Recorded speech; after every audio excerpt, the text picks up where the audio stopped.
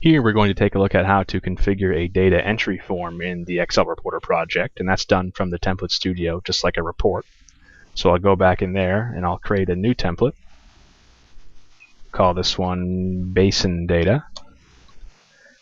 Sort of a simulated example of taking down some KPIs for some drainage basins. We'll select the template type as data entry. We'll use the import function again. This time I'll pick my basin data form. And this one is something that basically an operator could take on a Windows tablet out into the field or something like that and fill these points out based on their observations and measurements they're taking from the basins. So the first thing that we would do in creating a form is we need a table to store this data in the database.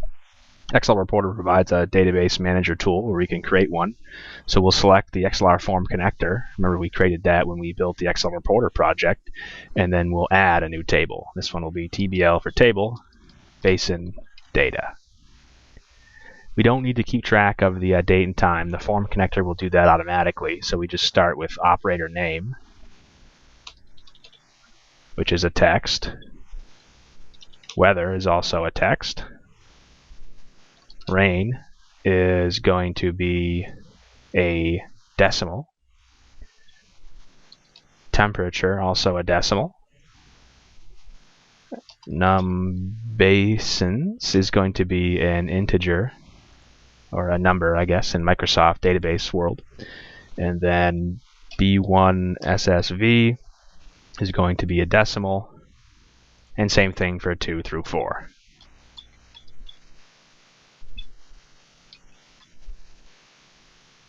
B4.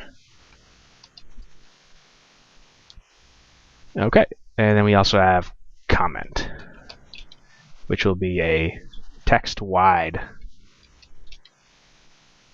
So these guys might have some pretty rich comments they want to leave, right? I don't want to limit them. Okay, so now the next thing we do, that now we have the form defined and the table defined, is map the cells in the form worksheet to the fields in the database table. And that's done through the link menu, which is sort of like a connect menu for forms. We select the XLR form connector.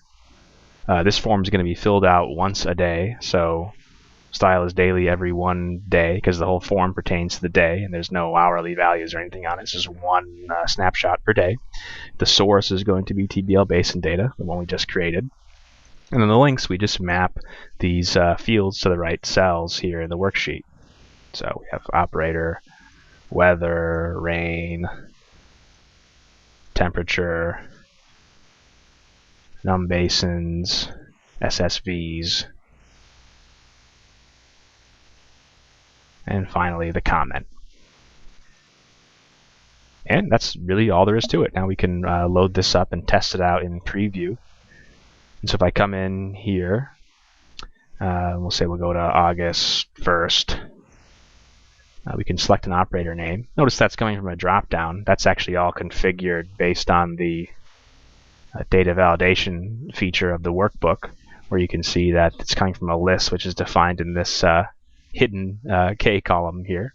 So that's a great tool that you can use to enforce data integrity in your database. If the data is coming from a worksheet, is just use validation to limit what the people can actually type in there.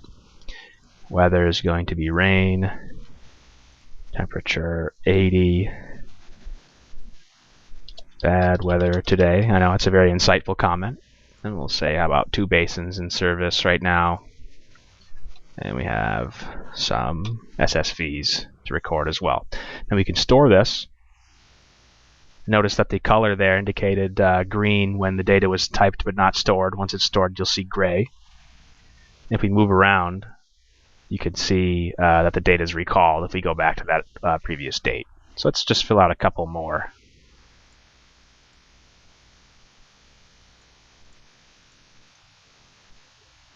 Okay, so I just wanted to fill out a couple of records there. So in the next video, we can come back and show you how to merge the data that's being entered in the form there with data coming from a process historian and line it up side by side on the same worksheet. And by the way, if you wanted to actually run that form application without previewing the template, you just open it up here on the Home tab of the Project Explorer, and it can also be configured. And it can also be configured to be launched from an HMI push button or from a desktop shortcut as well.